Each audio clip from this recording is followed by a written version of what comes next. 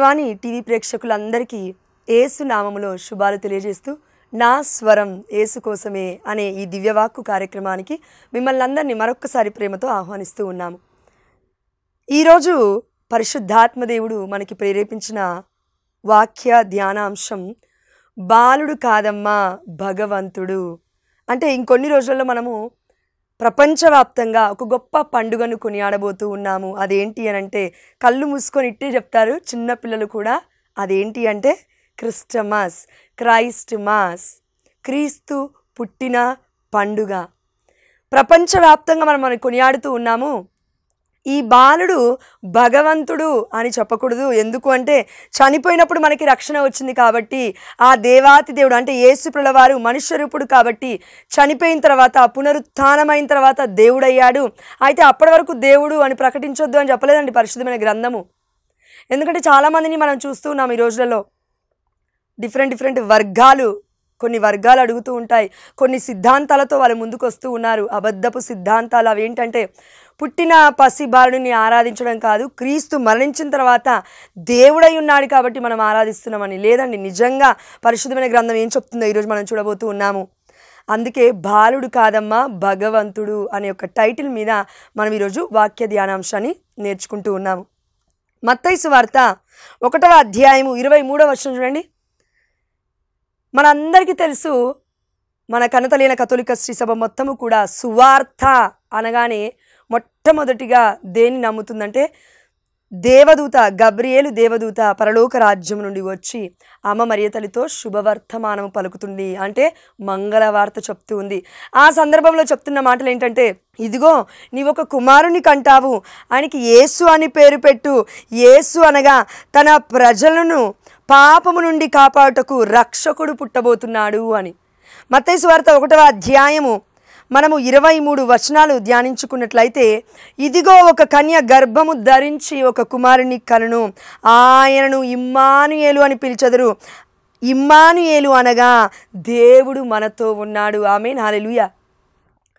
సువార్త మొదలు పెట్టగానే మత్తయి సువార్తలో మొట్టమొదటి అధ్యాయం 23వ వచనంలోనే మనం చూస్తున్నాము, ఇమ్మానుయేలు అనగా దేవుడు మనతో ఉన్నాడు. పుట్టబోతున్న పసి కందు గురించి ఆ దేవాతి దేవుడు గాబ్రియేలు దూతను పంపించి మరి మాట్లాడుతూ ఉన్నాడు కదా. అదేవిధంగా ఈ సందర్భంలో జోజప్ప గారితో కూడా కలలో కనిపించి దేవదూత మాట్లాడుతుంది, ఇదిగో యేసు అని మీరు పేరు పెట్టాలి అని. అదేవిధంగా మరి ఈ ప్రవచనము ఎక్కడుంది? పాత నిబంధనలో. ఇక్కడ నెరవేర్పు అయింది కదా కొత్త నిబంధనలో. అంటే యెషయా గ్రంథము 7వ అధ్యాయము 14వ వచనం మనం చూసుకుంటే, యెషయా గ్రంథము 7వ అధ్యాయం 14వ వచనం చూడండి. సరే వినుడు, ప్రభువే మీకు ఒక గుర్తును చూపించును. ప్రపంచం అంతటికీ దేవాదేవుడు చెప్తున్న మాట ఏంటంటే, సరే మీరు ఇప్పుడు వినండి. అదేంటంటే ప్రభువే దేవుడే మీకొక గుర్తును చూపించును. యువతి గర్భవతి అయి ఉన్నది, ఆమె కుమారుని కని అతనికి ఇమ్మానుయేలు అని పేరు పెట్టును. చూడండి, తల్లి పేరు పెడుతుంది, ఒక కన్య పేరు పెడుతుంది అని ఉంది ఇక్కడ. అంటే అమ్మ మరియ తల్లిని కూడా పక్కకు పెట్టలేదండి దేవుడు. యావే ప్రభుకి ముద్దు బిడ్డ అమ్మ మరియ తల్లి. అందుకే కన్నతలేని కథోలిక శ్రీ సభలో ఆ దేవాతి దేవుడి గురించి మాట్లాడుకున్నప్పుడల్లా మనం ఆ దేవుడి తల్లి అనబడుతున్న అమ్మ మరియ తల్లి గురించి మాట్లాడుకుంటున్నాం. ఎందుకంటే దేవుడు అని యేసుప్రభుల వారిని మనం నమ్మకపోతే ఆ దేవుణ్ణి కన్న తల్లి మరియ తల్లి అని కూడా మనం విశ్వసించలేం. అందుకే కన్నతలేని కథోలిక శ్రీ సభలో మనం అందరం కూడా ధన్యులమే. ఎందుకంటే సత్య ఉపదేశాన్ని మనకి పంచిపెడుతూ ఉన్నారు మన యొక్క గురువులు, యాజకులు. వేరే వర్గాలలో ఈ యొక్క గొప్పతనం లేదండి. దేవుని పక్కకు పెట్టేస్తారు, దేవుణ్ణి కన్న తల్లిని పక్కకు పెట్టేస్తారు. అంతెందుకు, యేసయ్యని అనుసరించిన పునీతుల్ని పక్కకు పెట్టేస్తారు, మనుషులందరినీ పక్కకు పెట్టేస్తారు. ఇప్పుడు బ్రతికున్న మేమే గొప్పవాళ్ళమని చెప్పుకుంటూ ఉన్నారు. ఇది అసత్యమైన బోధన. దేవుడు చెప్తున్నాడు, నన్ను విశ్వసించిన వాడు మరణించినను జీవవంతుడే అని. అందుకే ఈరోజు మనం ధ్యానించుకుంటున్న అంశం ఏంటంటే, దేవుణ్ణి పట్టుకున్నవారు ఇమ్మానుయేలు, దేవుడు మనతో ఉన్నాడు, దేవుడు మనతో ఉన్నాడు. అయితే మనము దేవుడితో ఉన్నామా అని ఈ యొక్క అంశాన్ని ఇంకా లోతుగా మనం ధ్యానించుకుందాం. డైరెక్ట్గా మనం వాక్యం చూస్తున్నాం. పాత నిబంధనలో యెషయా గ్రంథం 7వ అధ్యాయం 14వ వచనంలో ఇమ్మానుయేలు అనగా దేవుడు మనతో ఉన్నాడు అని దేవుడే చెప్తూ ఉన్నాడు ఈ వాక్యాన్ని, పరిశుద్ధాత్మ దేవుడు. అవునా? ఎస్. ఈ యొక్క ప్రవచన నెరవేర్పుడు ఎక్కడ జరిగింది అంటే మత్తయి సువార్త 1వ అధ్యాయం 23-24 వచనాలు మనం చూసినాము. ఇమ్మానుయేలు అనగా దేవుడు మనతో ఉన్నాడు. దాని తర్వాత మత్తయి సువార్త 2వ అధ్యాయం 2వ వచనం చూడండి. అక్కడ జ్ఞానులు పుట్టిన శిశువుని సందర్శించుకోవడానికి వెళ్తూ ఉన్నారు. ఆ సమయంలో యూదుల రాజుగా జన్మించిన శిశువు ఎక్కడా? పుట్టింది శిశువే, కానీ యూదుల రాజుగా జన్మించిన శిశువు ఎక్కడా? ఆయన నక్షత్రము తూర్పు దిక్కున చూచి మేము ఆరాధింపవచ్చుతిమి. చూడండి, పుట్టిన పసి కందుని, పసి బాలుని వాళ్ళు ఏమంటున్నారంటే జ్ఞానులు అని పరిశుద్ధమైన గ్రంథం చెప్తుందండి. జ్ఞానులు ఎవరిని ఆరాధింపవచ్చుతిరంట? పసి బాలుడైన మన పరిశుద్ధమైన బాలయేసుని ఆరాధింపవారు వస్తున్నారు. ఇది కేవలం నోటి మాట కాదండి. మత్తయి సువార్త 2వ అధ్యాయం 11వ వచనం చూడండి.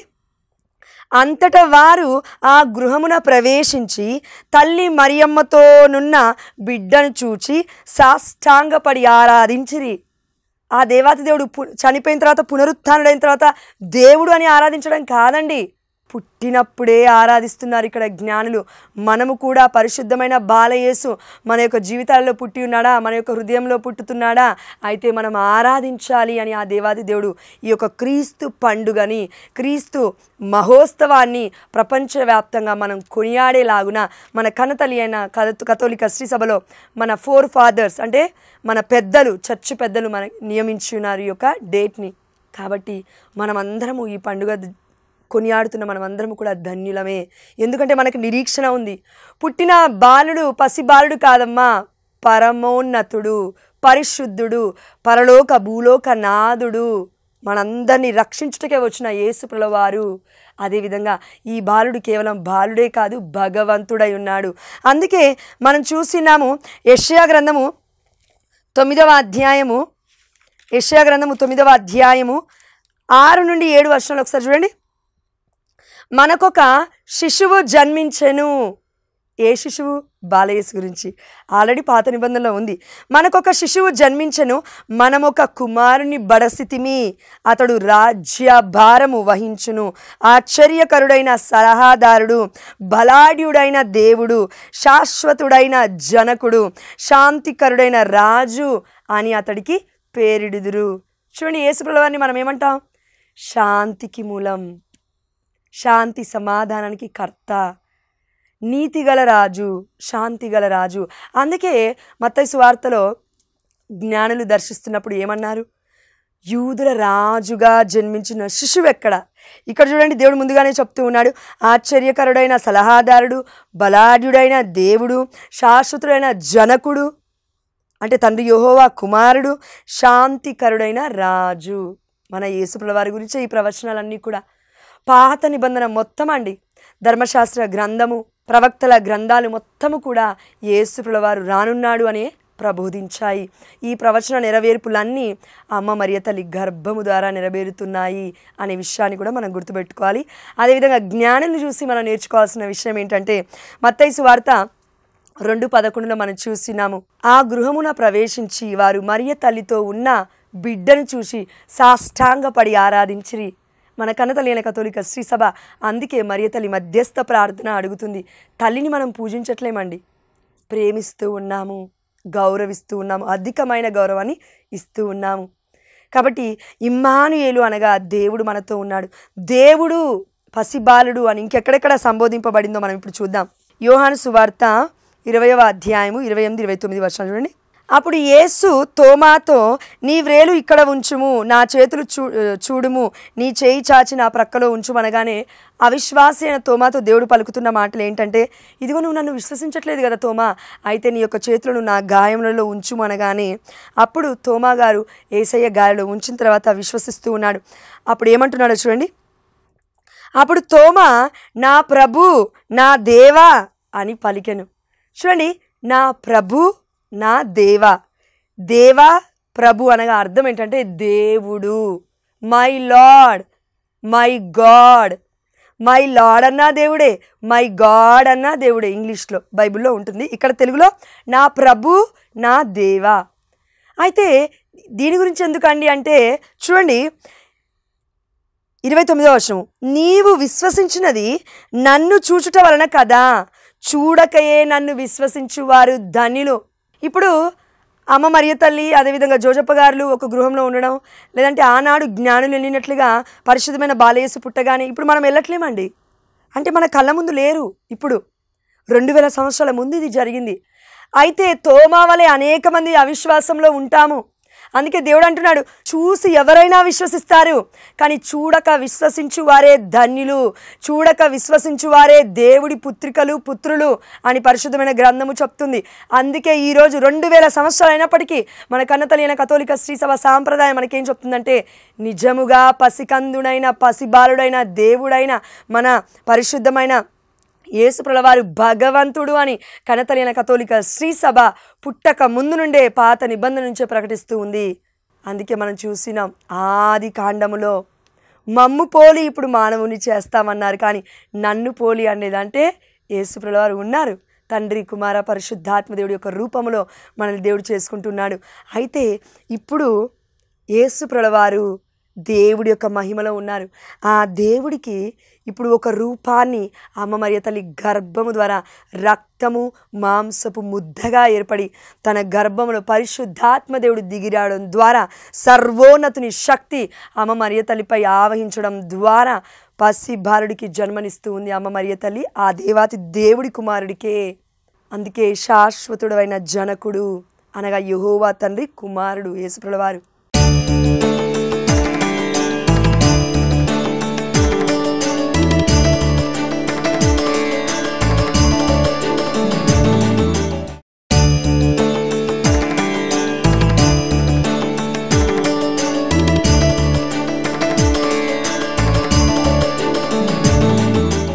అదేవిధంగా కుమార్తె అని ఎవరి గురించి అనేది చెప్పబడింది పరిశుద్ధమైన గ్రంథంలో. అంటే అమ్మ మరియ తల్లి రాజకుమారి అని, అంటే రాజుకి కుమారి. అమ్మ మరియ తల్లి యెహోవా తండ్రికి కుమారి. అందుకే మనం అందరం గుర్తుపెట్టుకోవాల్సిన విషయాలు ఏంటంటే, అంటే లూకా సువార్త 2వ అధ్యాయము 11వ వచనం దగ్గరికి ఒక్కసారి రండి. నేడు దావీదు నగరమున మీకు ఒక రక్షకుడు పుట్టెను. పుట్టిన పసికందు పేరు ఏంటండి? రక్షకుడు. రక్షించడానికి పుట్టాడు మనల్ని కూడా. పసికందు రక్షించగలుగుతాడా అండి? తనను తానుగానే రక్షించుకోలేడు. కానీ దేవుడు అంటూ ఉన్నాడు, నేడు ఈరోజు దావీదు నగరము అనగా బెత్లహేమున మీకు ఒక రక్షకుడు పుట్టెను, ఆయన క్రీస్తు ప్రభువు. చూడండి, ఇక్కడ కూడా వాక్యం క్లియర్గా సెలవిస్తుంది, క్రైస్ట్ ఈజ్ లార్డ్. ప్రభువు అనగా దేవుడు. పుట్టిన పసికందుకి పేరేమని పెడుతున్నాడు దేవుడు అంటే యేసు రక్షకుడు. అవును, అదేవిధంగా పుట్టింది కేవలం సాధారణమైన వ్యక్తి కాదు, దేవుడై ఉన్నాడు. అందుకే ప్రభువు అని పరిశుద్ధమైన గ్రంథం ఇక్కడ చెప్తూ ఉంది. 12వ వచనం చూడండి, శిశువు పొత్తి గుడ్డలలో చుట్టబడి పశువుల తొట్టిలో పరుండబెట్టబడి ఉండుట మీరు చూచెదరు, ఇదే మీకు ఆనవాలు అనను. అక్కడికి గొల్లలకి దేవదూత దర్శనమిచ్చి చెప్తూ ఉంది కదా, అందుకు ఈ సందర్భం. 13వ వచనము, వెంటనే పసికందు పుట్టగానే వెంటనే ఆ దేవదూతతో పరలోక దూతల సమూహము ప్రత్యక్షమై సర్వేశ్వరుని ఇట్లు స్తుతించెను. దేవుని ఏమని స్తుతిస్తున్నారు చూద్దాం రండి. 14వ వచనము, మహోన్నత స్థలములలో సర్వేశ్వరునికి మహిమ, భూలోకమున ఆయన అనుగ్రహమునకు పాత్రులకు వారికి శాంతి కలుగునుగాక. శాంతినిచ్చేది ఎవరండి మనకి? ఇప్పటివరకు నేర్చుకున్నాం కదా, శాంతికర్త సమాధానకర్త మన యేసు ప్రభువారు. మహోన్నత స్థలములలో సర్వేశ్వరునికి మహిమ, భూలోకమున ఆయన అనుగ్రహమునకు పాత్రులకు వారికి శాంతి కలుగునుగాక. ఈ పాట ఎక్కడో విన్నట్టుంది కదా. మన కన్నతల్లి అయిన కథోలిక శ్రీ సభలో మహిమ గీతంలో మనం పాడతామండి ఈ పాటను. మహోన్నత స్థలములలో సర్వేశ్వరునికి మహిమ, భూలోకమున ఆయన అనుగ్రహమునకు పాత్రులకు వారికి శాంతి కలుగునుగాక. ఈ పాట డైరెక్ట్గా బైబిల్లో ఉంది. కాబట్టి ఆ దేవాదేవుడు మనందరికీ ఏమని చెప్తున్నాడంటే, నేను దేవుడనై ఉన్నాను. యేసు ప్రభువారు అని చెప్తున్నారు మనకి. నేను దేవుడనై ఉన్నాను, ఐ ఆమ్ ద లార్డ్. నేను ప్రభువుడనై ఉన్నాను. నేను కేవలం పుట్టింది పసి కందువలే, ఏదో మీరు నన్ను ఆరాధించగానే నాకు ఏదో ఆరాధన వస్తుందని కాదండి దేవుడు మనకి చెప్పేది. మనము ఆనందించాలి, సత్యాన్ని మనం తెలుసుకోవాలి. అందుకే చూడండి, జ్ఞానులు, ఈ లోకంలో ఉన్న జ్ఞానులు రాజులు జ్ఞానులుగా ఆ దేవాదేవుడు మనకి పరిశుద్ధమైన గ్రంథంలో పరిచయం చేపిస్తూ ఉన్నాడు. ఎందుకు జ్ఞానులు అన్నారంటే వారు నిజమైన ఆరాధికుని, నిజమైన దేవుణ్ణి, సత్యమైన ఆరాధనని వాళ్ళు తెలుసుకొని గృహమున ప్రవేశించి మరియ తల్లితో ఉన్న బిడ్డను చూసి సాష్టాంగపడి ఆరాధిస్తున్నారు.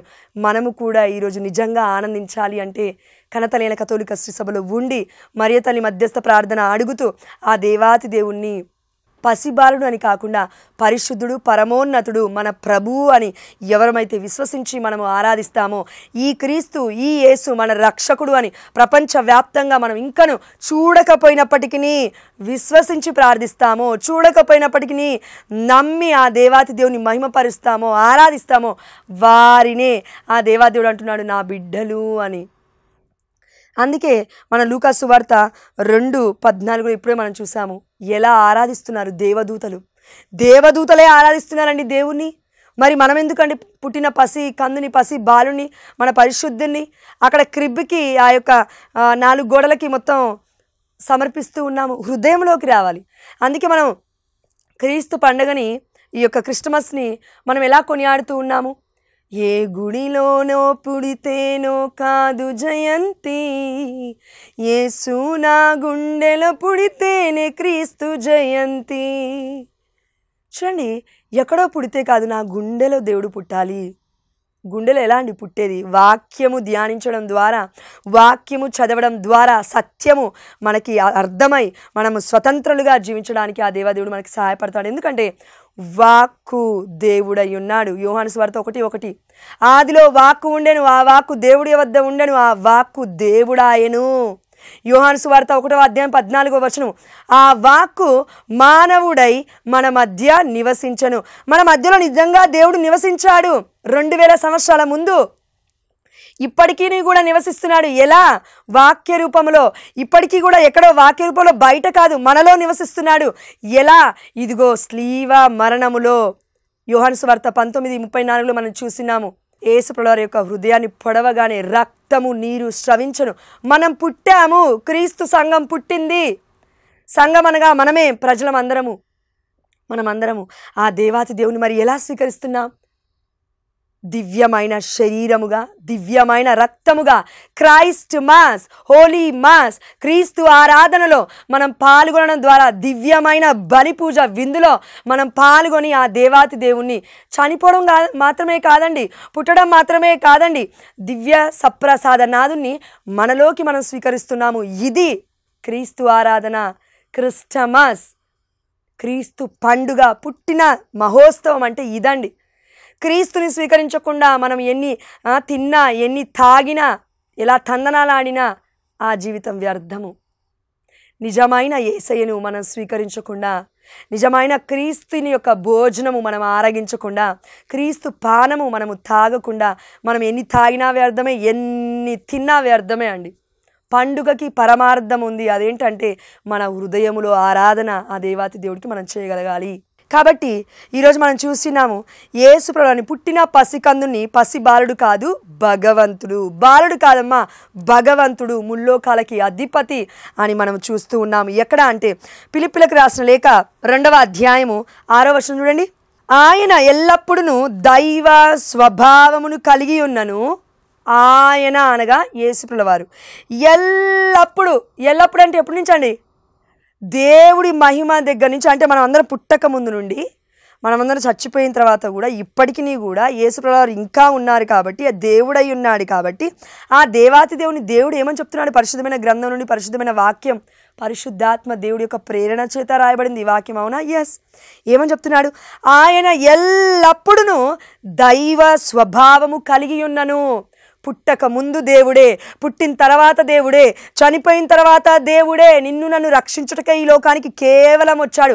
అందుకే యేసు ప్రభువారు మాట్లాడిన మాట ఒక గొప్ప అంశము.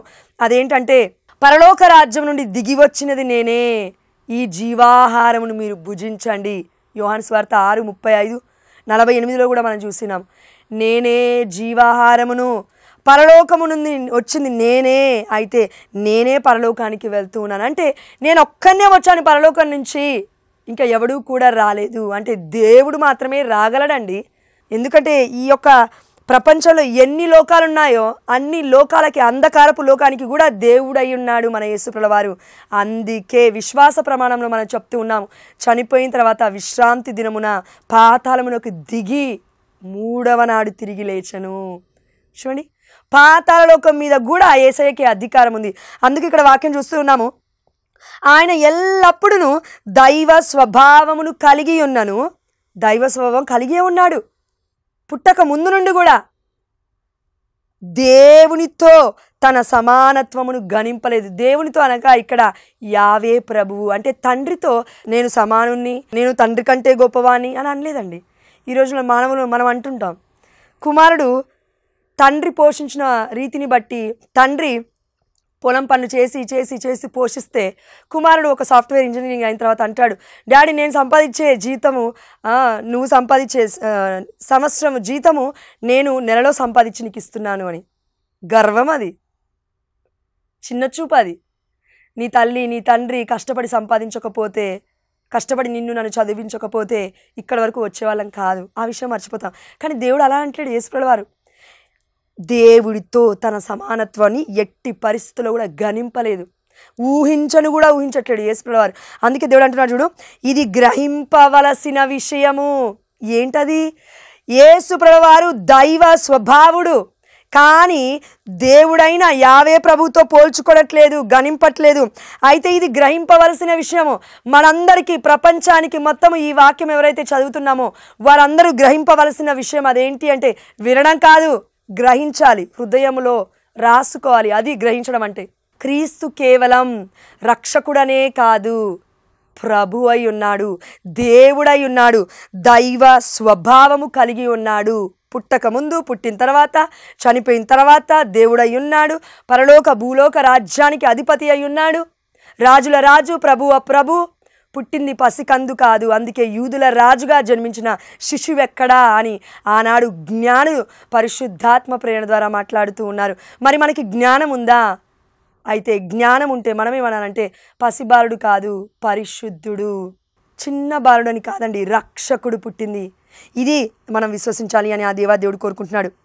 అందుకే చూడండి 7వ వచనము, కానీ ఆయన తన్ను తాను రిక్తుని చేసుకొని సేవక రూపమును దాల్చి మానవ మాతృడుగా జన్మించాడు. క్లియర్ అయిపోయింది. చూడండి, క్లియర్గా చెప్తుంది వాక్యము. సేవక రూపముని, ఒక రూపముని దాల్చాడు. ఆ రూపం పేరేంటంటే మానవ మాతృడుగా జన్మించెను. అంటే దేవుడే మానవ మాతృడుగా ఈ లోకములో జన్మించాడు, తల్లి గర్భము ద్వారా, మన మరియ తల్లి మధ్యవర్తిత్వము ద్వారా. అందుకే మనం అందరము కూడా మన మరియ తల్లిని మర్చిపోము. ఆ దేవుణ్ణి కన్న తల్లి అని ఎందుకు అంటామంటే, మొదటిగా పరిశుద్ధమైన బాలయేసు దేవుడు అని నమ్ము, మొదటిగా పరిశుద్ధమైన బాలుడు భగవంతుడని నమ్ము. దాని తర్వాత ఈ పరిశుద్ధమైన బాలయేసుని కనింది ఎవరమ్మా అంటే మరియ తల్లి. ఆమె ఎవరో కాదు, దేవుడి తల్లి, థెయోటోకస్ అని ప్రపంచానికి మనం ప్రకటించగలుగుతాము. క్రీస్తు ప్రభువారు యేసయ్య దేవుడనే మనం నమ్మకపోతే మరి ఆ దేవుని కన్న తల్లిని మరియ తల్లి, దేవుడి తల్లి అని ఎలా చెప్పగలుగుతాం? చెప్పలేం. కాబట్టి ఈ యొక్క మొదటి భాగంలో మనం నేర్చుకున్న అంశం ఏంటంటే బాలుడు కాదమ్మా భగవంతుడు. ఎక్కడెక్కడ ఉన్నాయి వాక్యాలు మనం ధ్యానించుకున్నాం. వీలైతే 2వ భాగంలో మనము మరి సంపూర్ణముగా మానవుడా, సంపూర్ణముగా దేవుడా అనే అంశాన్ని కూడా మనం ధ్యానించుకుందాం. చిన్ని ప్రార్థన చేసుకొని ముగించుకుందాం. పరిశుద్ధ ప్రేమగలిగిన తండ్రి, బాలయేసు కేవలం చిన్నారి బాలుడు మాత్రమే కాదయ్యా, నీ ప్రణాళికలో మా అందరి కొరకున్న రక్షకుడు, దైవ స్వభావము కలిగిన దేవుడు. అయ్యా, మేము ఈ యొక్క జ్ఞానము కలిగి జీవించే కృపను దాయిచ్చేయండి. అదేవిధంగా యేసు ప్రభువారు కేవలం మనుష్య రూపుడిగానే కాకుండా దేవుడై ఉన్నాడనే సత్యాన్ని మీరు మాకు ప్రకటించున్నారు. కేవలం చనిపోయినప్పుడు కాకుండా, రక్షణ మాత్రమే తీసుకొచ్చినప్పుడు కాకుండా, రక్తము చిందించినప్పుడు మాత్రమే కాకుండా దేవుడి ప్రణాళిక చొప్పున పుట్టాడు. కాబట్టి పుట్టక ముందు నుండి ఆ దేవాదేవుడు నీ యొక్క మహిమలో ఉన్నాడు. కాబట్టి నాయన, అందుని బట్టి నీకే సమస్త ఘనత మహిమ ప్రభావమును చెల్లిస్తూ మేమందరము కూడా నా తండ్రి క్రిస్టమస్ అనే యొక్క క్రైస్ట్ మాస్ అనే ఒక దివ్యమైన బలి పూజలో దివ్యమైన ఆరాధికుణ్ణి యేసు ప్రభువారిని ఇంకను ఆరాధించే కృపను దాయిచ్చమని, దేవదూతల వలె మహోన్నత స్థలములలో మహిమ అని మేము ఎల్లవేళలా మీకు స్తుతి గీతములు పాడే కృపను మా అందరికీ దాయిచ్చమని, మా నాథుడైన యేసుక్రీస్తు అతి పరిశుద్ధమైన నామములో మేము అడిగినవన్నీ పొందుకున్నామని విశ్వసిస్తూ మీకు మహిమ చెల్లునుగాక మా ప్రియ పరలోకపు తండ్రి. ఆమేన్. హల్లెలూయా. పితా పుత్ర పవిత్రాత్మ నామమున ఆమేన్.